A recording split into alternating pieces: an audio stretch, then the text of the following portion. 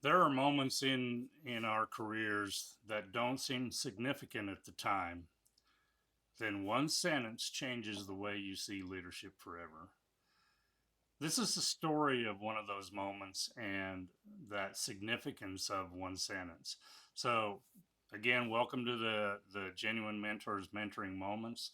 Thanks for taking the time here. We're going to get into a little story from my past about listening.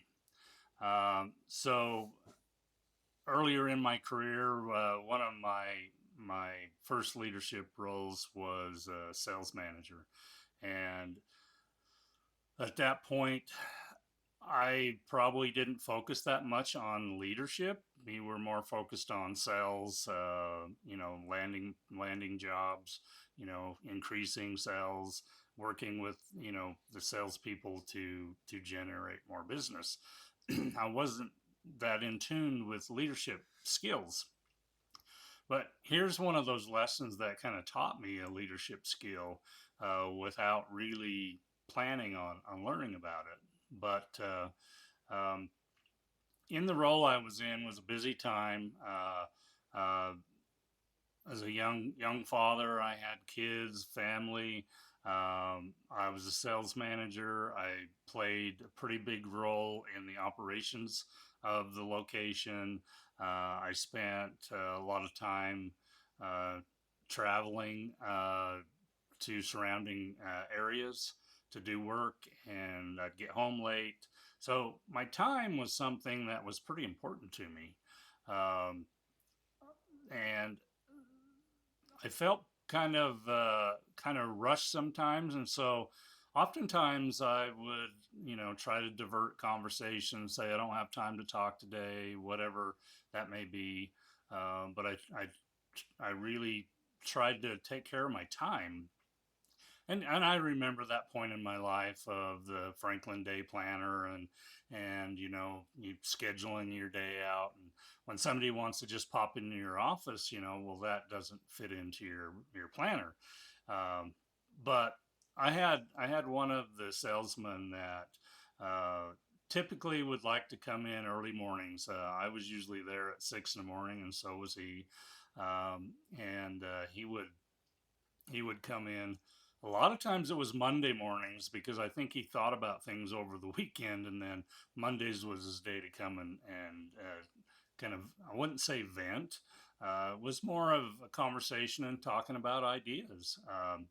But this pattern kind of developed, and at least once a week, he was in my office talking. And as it went on, there were times when there were days, hey, I got to get out of here. I've got things going on. You didn't want to talk. You had all those feelings at this. But as it went on, I kind of realized that he wasn't there for anything but to be listened to. He wasn't really asking me to fix anything. He just wanted somebody to listen. And that right there is a huge statement of uh, learning something from people coming in, that you learn their patterns and learn that, hey, it's not a big deal if you got time to listen. Maybe that's worthwhile. And so again, at the time, I didn't really realize everything going on. I knew that when we had our conversations, the rest of the week he was in pretty good shape, and it was something I felt like he needed. Um, and there's that kind of shift from understanding, why I needed to listen and not, but I still didn't quite know the impact of the listening and how that would go. And further in the story here, we kind of get into that. But at one point, he came to me and he said, "Hey, I think I'm going to go take a job with a competitor and test them out, and you know, see if this is a job that I want to do." And Immediately I kind of laughed and I said, you wouldn't last a week over there because you don't have anybody to listen to you. Now, I said that as a joke, and I don't know that I really knew the impact when I said that. Uh, but we kind of joked back and forth there for a minute, and I told him, I said, you know what? Why don't you go over there for a week? I said, I'll tell everybody you're on vacation, and I said, you just check it out. You decide if that's really something you want to do. And we agreed. I didn't let anybody know. I said, he's on vacation, and so on.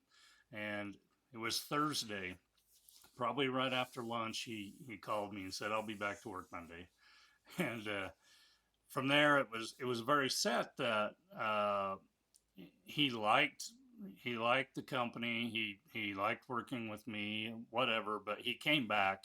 He saw the value of working there. Again, at this point, still not totally getting the true meaning of the sentence that I'll get to here in a minute. But later, a few years later, I decided to take a job in another city, and I packed up and I moved. And for for a few months, I still had to come back and forth and follow up with some work. And so we still had some conversations, and we talked on the phone occasionally. But eventually, like anything, that those things kind of fade away. And and it had been a few months, and another salesman called me and said, "Hey, so and so went to the competitor." And I'm like, "Really?" So I called him, and I'm like, "What the heck?" I said, "Why did you leave?" I said, "I thought you liked your job. I thought you had realized that." And here's the statement that came back: "You're not here to listen to me." Now, that really sunk in when I heard that. That he that could have been something that he buried, and not even brought up. He could have said, "Oh, they paid me more," all those things. But I think he was basically saying the truth. You're not there to listen to me, and that sentence uh, really resonated with me on how important that listening was, and that changed for my career, the rest of my career. Of I think back on this often of how important it is sometimes to listen, and it's not a hard function. It's just something to listen. We don't have to solve a problem. We just need to listen. Um, the value I brought wasn't my position. It wasn't my experience. It wasn't my ability to solve problems. It was that I made someone feel heard. Think about that. Do you feel like there are people that you work with that are not feeling like they feel heard? So we need to think about how important that listening piece is. Employees bring their whole lives to work. They spend a lot of time at work. They have to work with the people in the business. They have all these stresses, things that we don't even know about in life, but they still come to work. They could have family members that have health issues. They could have money problems. They could have whatever. You could name hundreds of things, but a lot of times we may not know what's going on behind the scenes, but we need to stop, take the time, listen, and we may find out things. But this listening builds trust, it builds loyalty, it builds commitment. And sometimes that conversation changes nothing, but being willing to have it may change everything. So, in closing, the most influential leaders aren't always remembered for the goals they achieve. They're remembered because in a world where everyone wanted to talk, they were willing to listen. So think about who in your life do you need to stop solving their problems and simply start listening. And I know this may be a controversial thing, but think about just go practice this on your spouse. And you may be surprised at what changes in the relationship. Not saying anybody has a bad relationship or not, but you know, just listening and not always trying to repeat. You know, Stephen Covey has a quote out there that most people don't listen with the intent to understand; they listen with an intent to reply.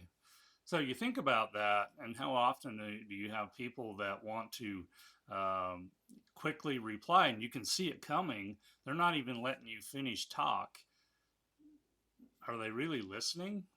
Absolutely not. So again, this is a huge change in my career. It was one of those defining moments that really made me think, wow, I need to listen more.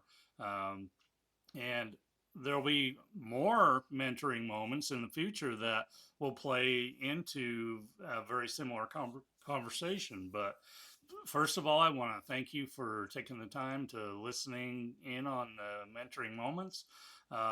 If you like the content you're hearing and you want to keep hearing more, subscribe here on YouTube. If you want to read some more about blogs that I've written, look at training that I've developed, I have my website, thegenuinementor.com. Go there and subscribe. And I appreciate the time, and I hope that my years of history and work experience can bring you something of value. Thank you.